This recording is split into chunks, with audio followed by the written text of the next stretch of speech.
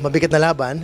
Pero anong unang mga thoughts mo after ng laban? Paano mo na-absorb yung laban na yun? At anong mga initial thoughts mo after seeing Mukhova for the first time?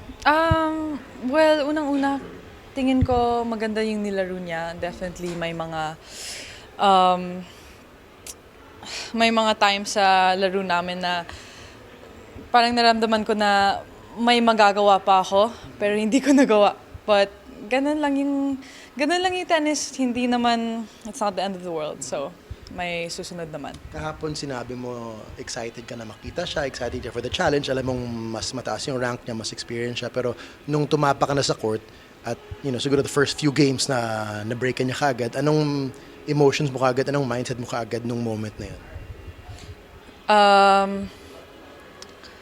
Wala. Kalmado lang, pero hindi ako nakahanap ng palusot, no? Kaya yan yung isa sa mga natutunan ko from this match specifically is siguro hindi dapat masyadong malayo yung gap sa score. And anyway, that's what I try to do all the time is keep the gap. Pero di lang lumabas today.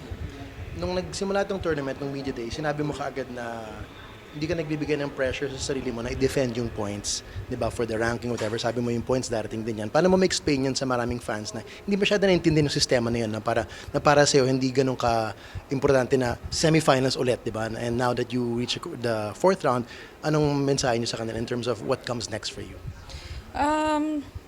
Well, tungkol sa mindset na yon, I leave Miami happy pa din. Kasi pag nakita mo yung year ko, this year, this season, magaganda din yung mga naging resulta ko. So, quarter sa Dubai, fourth round sa Indian Wells, fourth round din sa Miami. Kung sinabi mo to sa akin last year dito sa Miami, hindi din ako mapapaniwala, di ba? Kaya masaya pa din at hindi na didismaya. So para sa mga Pinoy all over the world, inaabangan nila where is Alex going next? Ano yung next mong tournament na nakaschedule para sa'yo? Sa Linz, mag-uumpisa na ako sa Europe, clay season, red clay, kaya sobrang excited naman. Right, last message para sa mga fans na tumutok, nagpuyat at mga lumabas sa Miami din at yung message mo for them na tuloy-tuloy na subaybayan ka this year. Maraming salamat mga kababayan, maraming salamat Team Puyat, tuloy ang laban, magkita tayo ulit sa Europe.